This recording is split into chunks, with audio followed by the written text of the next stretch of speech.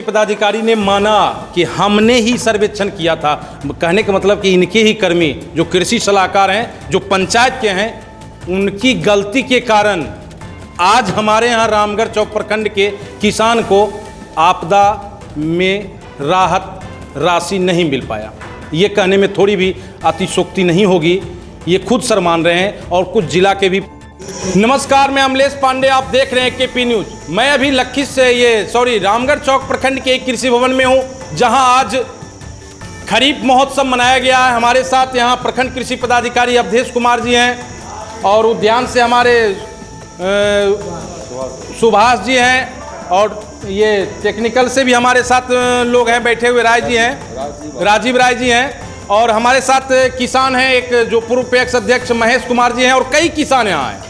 मैं उन सारे लोगों से मिलवाऊंगा। खास करके आज मुझे यहाँ इनसे क्वेश्चन करने का ये ज़रूरत पड़ गई कि आखिर जब भी खरीफ महोत्सव तो हम लोग मना लेते हैं, किसान को बता देते हैं ये दवाई दे देना है, ये चीज़ कर देना है, वो कर देना है, सब लोग सुन लेते हैं, ठीक है, कुछ लोग करते भी हैं और करना भी चाहिए। और यहाँ से जो जानकारी दी जाती है वो किसान के आय को अधिक करने के लिए ही दिया जाता है। ये भी बात 100% सही है। लेकिन क्या हम जिस वातावरण में रह रहे हैं, जिस भौगोलिक वातावरण में रह रहे हैं, उसके अनुरूप क्या बीज के वितरण जो यहाँ हो रहा है, बीज हमें मिल पाता है?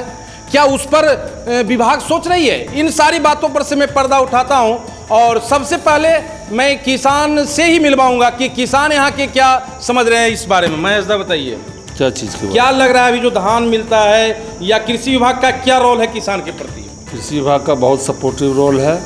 कृषि विभाग ने MTU 7029 के विकल्प में सबौर संपन्न को प्रोजेक्ट किया है, और सबौर संपन्न एक बहुत बेहतर क्वालिटी है, बहुत बेहतर वैरायटी है, जिसको कि यहाँ के कृषि पदाधिकारी द्वारा अनुशंसित किया गया है। हम लोग को अगला साल भी दिया गया था बीज, उसका फसल बेहतर है। आप लगाए थे उसको? लगाए थे। क्या उपज हुआ उसका? उपज जो नाटी मंसूरी, जिसको आप MTU 7029 या गंगा कावेरी कहते हैं, उसके समकक्ष है, रोग रोधी है, इसमें रोग कम लगता है। और हमारा खेत तो डूब गया था, जिसमें समूचा पौधा मिट गया था सर, वो फिर से पनक करके तैयार हो गया।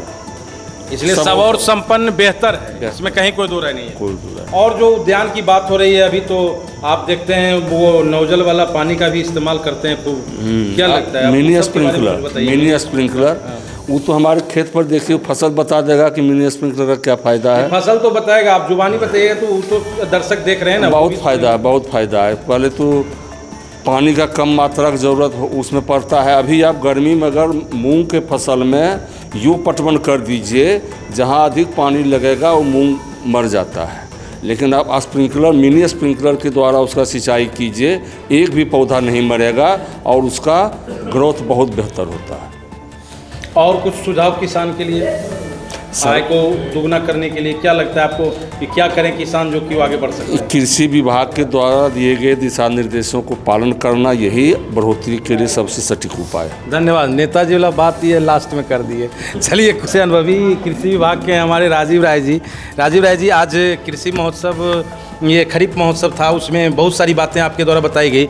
मैं चाहता हूँ कि सर आप मेरे दर्शक को कुछ नई बातें, नई टेक्नोलॉजी, जैसे मोटा अनाज के साथ साथ कृषि करना, आपने सॉफ्ट या बेबी कॉर्नर के बारे में, ये चीज़ पर थोड़ा सा सर प्रकाश डालिए। देखिए, हमारा कृषि विभाग किसानों के हित के लिए, सामने सही है, हमारा कृषि विभाग किसानों के हित के लिए सर्वथा कार्य करता है और करता रहेगा। हमारे माननीय मंत्री जी के द्वारा विशेष प्रयास किया गया है, जिसमें कि इस वर्ष स्वीट कॉर्न और बेबी कॉर्न फसल को लॉन्च किया गया है, जो कि हर प्रखंडों में इस बीज को लगाना है। हमारे यहाँ टारगेट आया है ये तीनों मौसम के लिए, यानी कि पूरे साल भर के लिए, रबी खरीफ जायद तीनों मौसम में कभी भी किसान इसको लेकर के लगा सकते हैं। हमारे यहाँ सब्सिडी पर उपलब्ध होगा। और आप सब लोग जानते हैं, हम सब लोग भी जानते हैं कि स्वीट कॉर्न और बेबी कॉर्न यह विशेष फसल है, जिसमें कि स्वीट कॉर्न की अगर हम बात करें तो यह कम अवधि में तैयार हो जाने वाली 55 से 60 दिन में तैयार हो जाने वाली फसल है। और ये बेबी कॉर्न की हम बात कर रहे थे। स्वीट कॉर्न में फसल तो सेम होता है मक्के की तरह ही, लेकिन उसमें जो दाने में शुगर लेवल होता है वो अत्यधिक होता है। आप अगर उसको खाइएगा निश्चित तौर जो शब्द आप यूज कर रहे हैं ना, बिल्कुल। वो किसान नहीं समझ पा रहे हैं कि स्वीट कॉर्न क्या है, बेबी कॉर्न। उसको थोड़ा सा और सरल बनाइए कि पौधे के बीच हाँ में ठीक पौधे को है, लगाना। ठीक ऐसे नहीं में तो थोड़ा उसका नहीं है, वो पौधे के बीच में पौधे को लगाना अंतर्वर्ती फसल होता है, ठीक है। स्वीट कॉर्न और बेबी कॉर्न, हमारा कहने का तात्पर्य यह है कि बेबी कॉर्न या बेबी कॉर्न के नाम से ही जाना जाएगा। बेबी कॉर्न मक्का की ही वैरायटी है, केवल इसको कम दिन में, कम अवधि में तोड़ ली जाती है।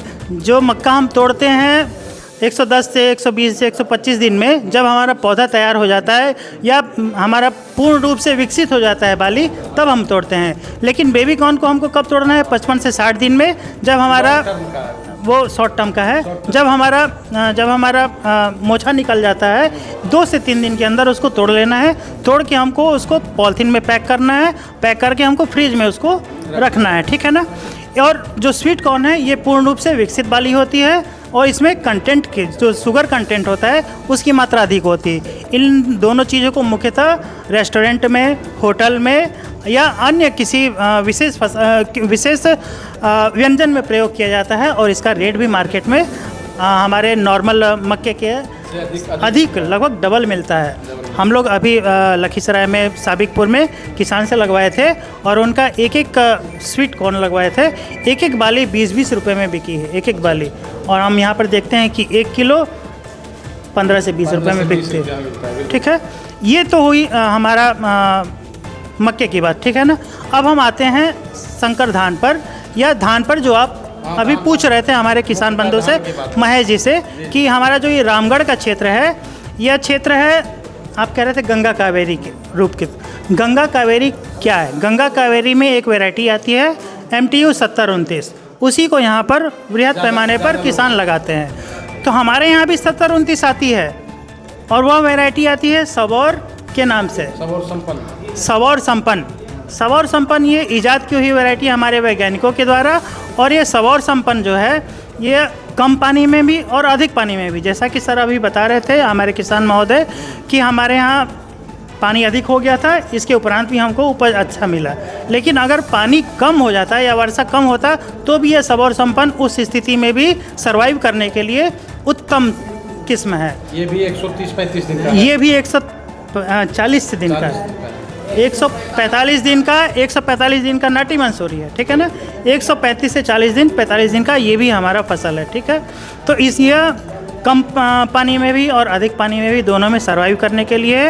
और हम किसान बंधुओं से आग्रह करेंगे कि हमारे प्रखंड में आए और सबौर संपन्न हमारे यहाँ उपलब्ध है, उसको क्रय करें और उसको अपने खेतों में लगा करके निश्चित तौर पे फसल का लाभ लें। जैविक खाद की बात आप कर रहे थे, क्या जैविक खाद के लिए अभी हमारा प्रखंड इतना डेवलप हुआ है कि जो किसान ने तैयार कर रहे हैं उसको उपलब्ध हो सकता है, अगर वो लेना चाहेंगे? जैविक, ऐसा है? देखिए अभी हमारे यहाँ कृषि विभाग के द्वारा प्राकृतिक खेती की बात हो रही है, प्राकृतिक खेती लॉन्च होने की कगार पे है। और जो भी हमारा गंगा का तटवर्ती क्षेत्र है, जैसे बड़ैया हो गया, लखीसराय का कुछ पंचायत हो गया, पिपरिया का पूरा भाग हो गया लगभग, और सुरजड़ा का कुछ भाग है, तो जो हमारा नदी के किनारे का भाग है वहाँ पर प्राकृतिक खेती, यानी प्राकृतिक तौर पे खेती करना, प्राकृतिक संसाधनों का प्रयोग करके हमको खेती करना। उसके लिए किसान के पास गाय होना आवश्यक है, क्योंकि उससे वह वर्मी कंपोस्ट बनाएगा, उसका प्रयोग करना है हमको खेतों में। साथ में हमको नीमास्त्र, बीजामृत, पंचगव्य, इन सब चीज़ों का भी प्रयोग करके हमको खेतों में प्रयोग करना है, जिससे कि हम प्रकृति से उत्पादित की हुई चीज़ों का हम खेतों में प्रयोग करके हम अपनी लागत को कम कर सकें और जो उत्पादन हो उसको हम बढ़ा सकें। और इससे क्या होगा कि हमारा लागत कम होगा, जो कि हम प्राकृतिक संसाधन का प्रयोग कर रहे हैं, और जो हम बेचेंगे तो हमारा लागत और बेचने में जो हमारा डिफरेंस आएगा वही हमारा लाभ होता है। तो अगर हमारा लागत कम हुआ, उत्पादन हमारा बढ़ रहा है, तो निश्चित तौर पे हमको किसानों को लाभ होगा, ठीक है ना। ये प्राकृतिक खेती का सिद्धांत यही है कि हमको जितना अधिक से अधिक होकर प्राकृतिक संसाधनों का प्रयोग करके हम अपनी खेती का प्रयोग करें, ठीक है। बहुत धन्यवाद। देखिए राजीव जी अभी बहुत सारी बातों पर प्रकाश डाले हैं और इन्होंने स्पष्ट तौर पर बताया कि किसान अभी जो यहाँ जो धान लगना है इसके बारे में भी जानकारी दी, क्या सब करना चाहिए, बहुत अच्छी तरह से बताए हैं।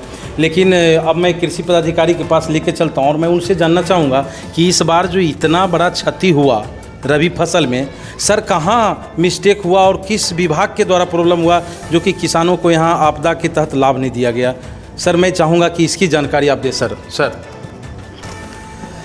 देखिए, यहाँ जो क्षति हुआ, कोई भी चीज़ का क्षति होता है तो आपदा प्रबंधन देखता है।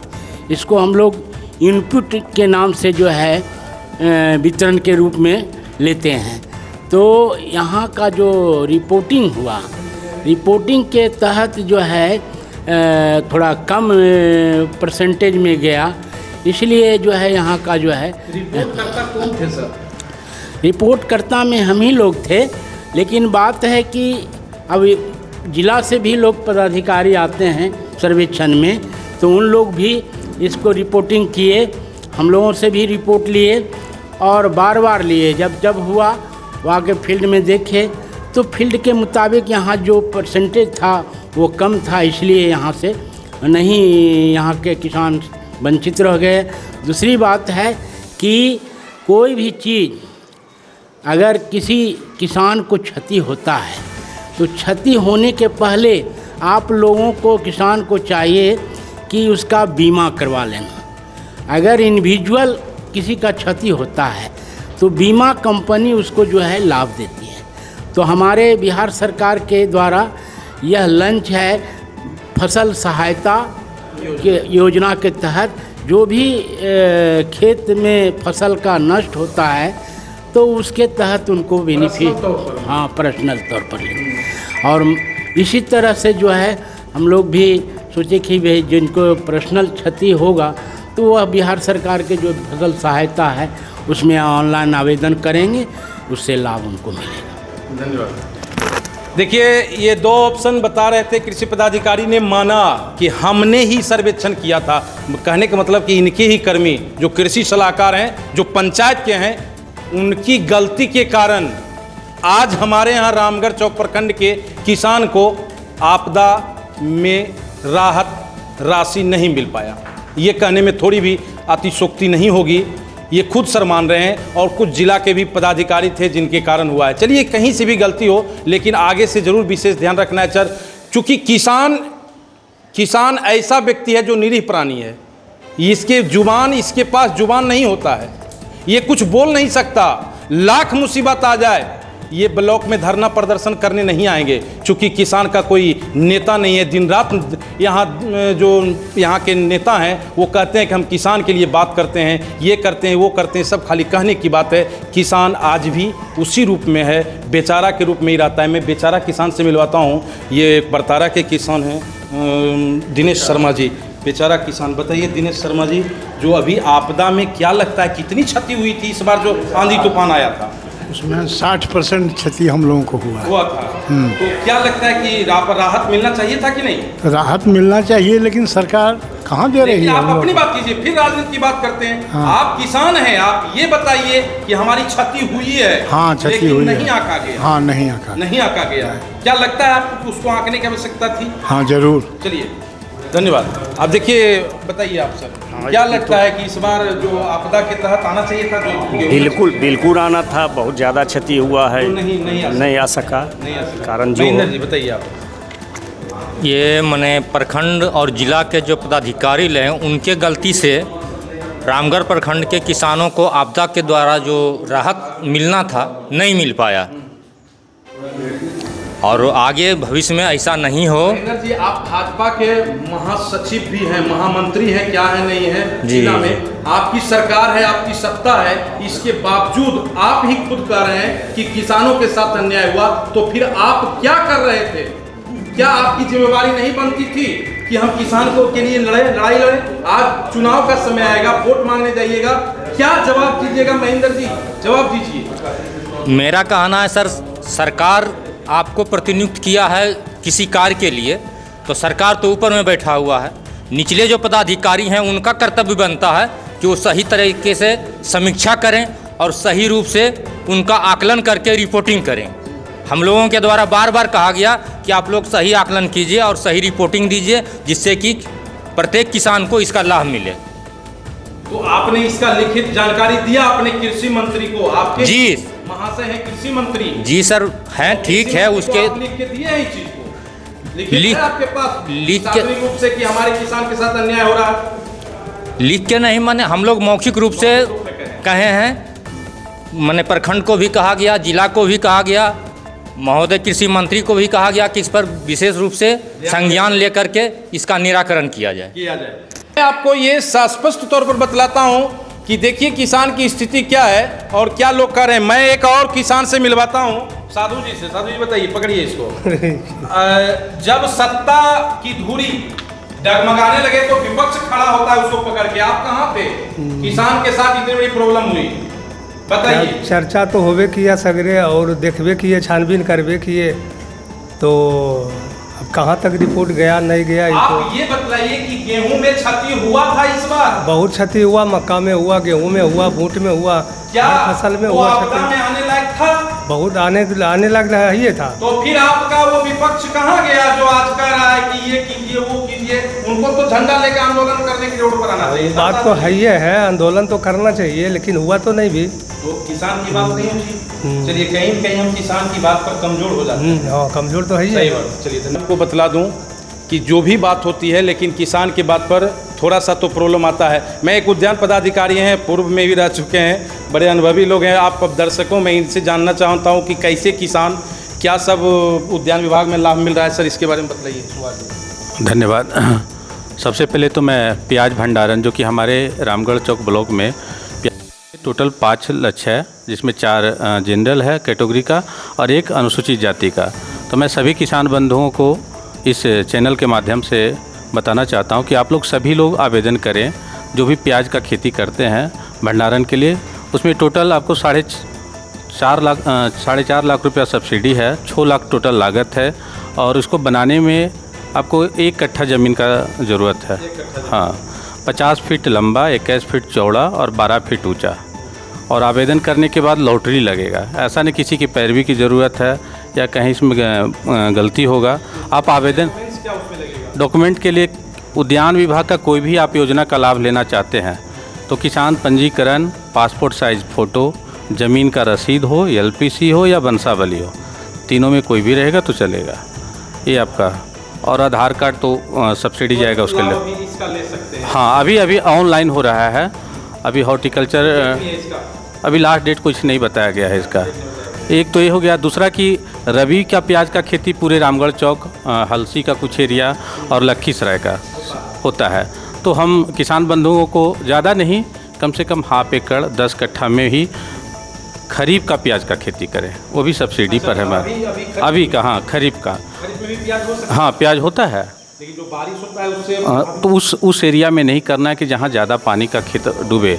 जो उचली भूमि में हो उसके लिए तो खरीफ प्याज सभी किसान बंधुओं से कम। इससे क्या हुआ कि एक नया स्रोत और हमको आय अधिक लाभ होगा। क्योंकि अभी जो हम लोग खेती किए हैं प्याज का, अधिकांशतः लोग का सड़ रहा है क्योंकि पानी खा गया है। तो जब रेट महंगा होगा तब आप इस प्याज को बेचकर आप उसका भरपाई कर सकते हैं। फूल का खेती खास करके नौनगढ़ के किसान बंधु और कुछ रामगढ़ चौक में भी माली लोग हैं, उनसे मेरा निवेदन है कि आप लोग ऑनलाइन आवेदन कीजिए। गेंदा फूल की खेती पे भी सब्सिडी है। आप लोग 80,000 कुल लागत है गेंदा फूल का और 50% अनुदान है उसका, 50%। तो आपको उसका भी खेती कर सकते हैं। आम के लिए भी किसान बंधुओं का उसके लिए भी आवेदन कर सकते हैं। आम में भी सब्सिडी है। और पपीता की खेती 6.5 रुपये पर प्लांट है, जो कि आपको मार्केट में 40। हाँ, ऑलरेडी हमारे यहाँ किसान महेश जी परसामा में किए थे, बलराम सिंह हलसी में किए थे और बढ़िया उपज। ऐसा नहीं कि उपज में कहीं कमी हुई। बस उसमें भी ध्यान रखना है पपीता की खेती में कि जहाँ पे पानी नहीं लगता हो, उचली भूमि, हाँ, उसके लिए भी। और उसके बाद है आप पपीता का जो खेती बाहर में अगर उस पौधे को लेते हैं तो 40 रुपया पर प्लांट है, बट हमारे यहाँ 6.5 रुपया में मिलेगा। उसमें भी 4 रुपया फिर सब्सिडी दूसरे साल आपको मिल जाता है। आम का केला का टिश्यू कल्चर केला, जो कि परसामा में और सोंधी में किए हैं। और किसान बंधुओं से मेरा अनुरोध है कि आप भी शुरुआत इस तरह के उद्यानिक फसलों से क्या है कि आपको नगद पैसा मिलता है। और लखीसराय इतना बड़ा सब्जी मंडी है कि यहाँ मार्केटिंग में किसी चीज़ का दिक्कत नहीं है। हाँ हाँ, अभी जैसे सर बता रहे थे स्वीट कॉर्न, किसान हमको कॉल किए थे, जिला कृषि पदाधिकारी महोदय के द्वारा रांची से बीज मंगवा कर एक प्रयोग के लिए स्वीट कॉर्न दिया गया था। तो उनके द्वारा वो 10 कट्ठा का ही बीज, 10 धुर का ही बीज था। तो एक हम लोग प्लॉट पे गए, फिर उसके बाद बातचीत हुआ तो एक दिन कॉल किए कि सर ये बिकेगा कहाँ। फिर उनके द्वारा बोले जितना आप लेते आए, तो 100 मक्का ही लेकर आए थे। 20 रुपये पर पीस बिक गया और कहीं दिक्कत नहीं हुआ। हाँ, और आपका केला हो गया, नारियल का पौधा, जो किसान बंधु नारियल का पौधा भी लगाए। अब देखिए पौधा कितने लोग के मन में रहता है कि क्या इस वातावरण में उस चीज़ हो सकता है कि नहीं। अब इस तरह की वैरायटी की डेवलप किया जाता है कि आपका किसी भी मौसम में सेब का खेती भी हो रहा है। पहले राजस्थान में सेब का खेती किया जा रहा है, बहुत इसमें सुधार हुआ है। हाँ बहुत सुधार, हाँ धन्यवाद। बेहतर जानकारी सुभाष जी दिए हैं और इसका लाभ उठाइए। किसान जब तक अब नए तकनीक को नहीं अपनाएंगे, मोटे अनाज का उपज नहीं करेंगे, विभाग के द्वारा जो निर्देश दिया जा रहा है उसका अनुपालन नहीं करेंगे, तब तक वही ट्रेडिशनल मार्केटिंग में आप पड़े रह जाएंगे। मेरे पिताजी धान गेहूं लगा रहे थे, मैं भी धान गेहूं लगा रहा हूं, मेरा बेटा भी धान गेहूं लगाएगा, पता चलेगा कि हम वहीं के वहीं रह गए। अरे कुछ बदलिए किसान भाइयों, आप बदलिए और आपके लिए विभाग तैयार है। आप विभाग से जानकारी लीजिए। अभी तो पदाधिकारी यहाँ बता रहे थे कि आप हलसी में जो कृषि विज्ञान केंद्र है, आप 24 घंटा खुला है दरबार, वहाँ जाइए, वहाँ कृषि वैज्ञानिक हैं, उनसे राय लीजिए और पूरी जानकारी लेकर के सब्सिडी भी सरकार दे रही है, जानकारी भी दे रही है। सिर्फ ओनली आपको एक कदम बढ़ाने की आवश्यकता है। आपके साथ कृषि सलाहकार भी पंचायत में ही हैं, कृषि समन्वयक प्रखंड में हैं, सभी लोग आपके साथ हैं, बशर्ते आपको आगे बढ़ना होगा। धन्यवाद।